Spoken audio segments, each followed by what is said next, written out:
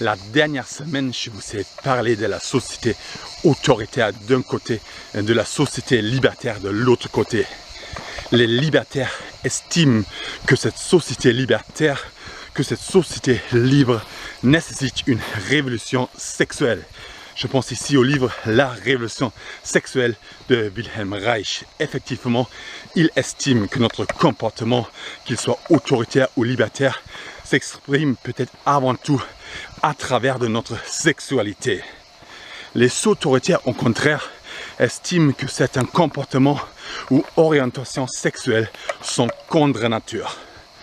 Or, nous allons aujourd'hui focaliser sur différentes espèces et nous allons comprendre de quelle manière les différentes orientations sexuelles existent dans la nature. Nous allons comprendre de quelle manière les différents genres existent dans la nature. Très intéressant à ce sujet sont les éléphants qui sont des grands mammifères dotés d'une bonne intelligence.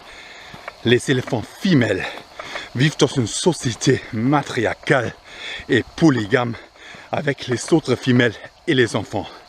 Les mâles vivent exclus du clan de manière solitaire. Les femelles connaissent leur premier rapport sexuel à l'âge de 10 ans, alors que les mâles connaissent leur premier rapport sexuel à l'âge de 25 à 30 ans uniquement, et leur rut dure pendant uniquement quelques jours par année. Les rapports sexuels des éléphants s'effectuent pendant 20 à 30 secondes pendant quelques jours par an. Matriarcale, polygame, cette société des éléphants est une société quasiment abstinente, 20 à 30 secondes pendant quelques jours par an. La situation des léopards de neige est similaire à celle des éléphants, avec la différence que les femelles ici vivent aussi de manière solitaire. Effectivement, les léopards de neige sont des animaux absolument solitaires. Ils se rejoignent une fois par an, qu'une seule fois par an, pendant uniquement à peine une semaine en fait, pendant la période de leur chaleur pour s'accoupler. Les léopards de neige se rejoignent uniquement pendant une semaine par an pour l'accouplement. Les léopards de neige ont de ce fait une sexualité quasiment absente puisque leur sexualité s'exprime qu'une seule fois par an pendant une semaine pour s'accoupler, pour la procréation. Et encore, si dans cette semaine de chaleur, il ou elle ne retrouve pas le bon partenaire, il y a abstinence totale et ils vont se retrouver l'année prochaine. Fleur Doguet, éthologue, a étudié ces cas de beaucoup plus près. Elle estime qu'il existe dans la nature environ 1500 espèces qui sont bisexuelles ou au moins homoparentales, telles que cette société matriarcale des éléphants par exemple. Parmi ces espèces bisexuelles, elles comptent entre autres les dauphins, les cygnes noirs, les bonobos, les manchots, les lions et les girafes.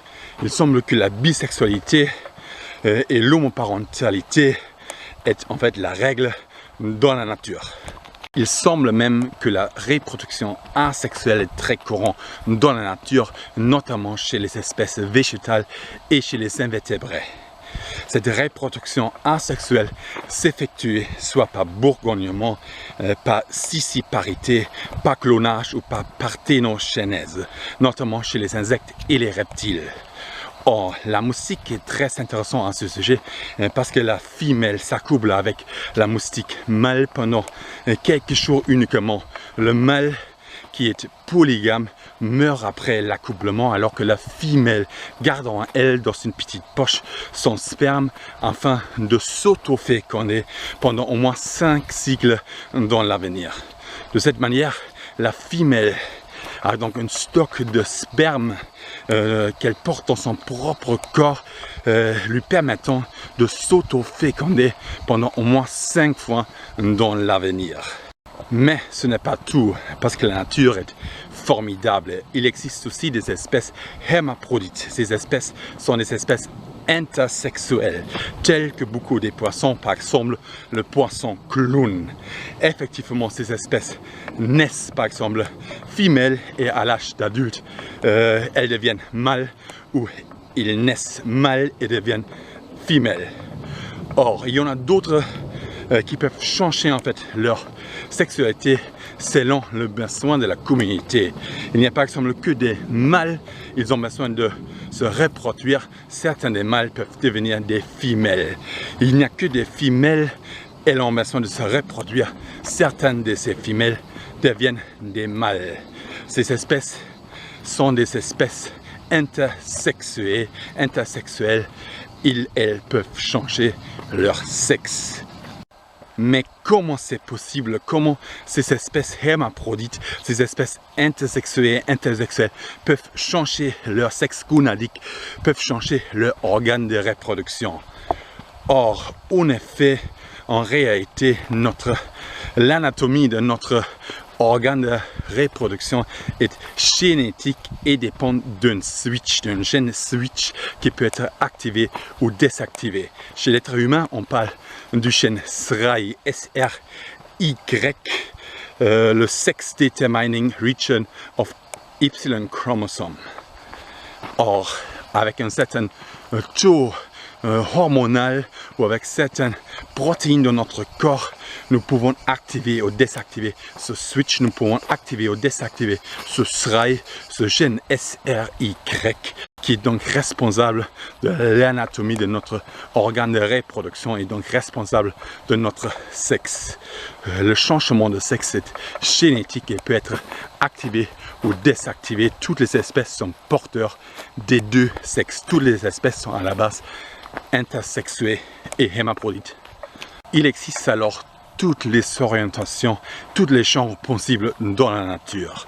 Et pourtant, comme l'estime bien Emmanuel Richard dans son livre Les corps abstinents, il semble que la sexualité partagée est un capitalisme comme un autre et que le célibat, que l'abstinence ou que l'auto-érotisme est vu comme un échec de modèle.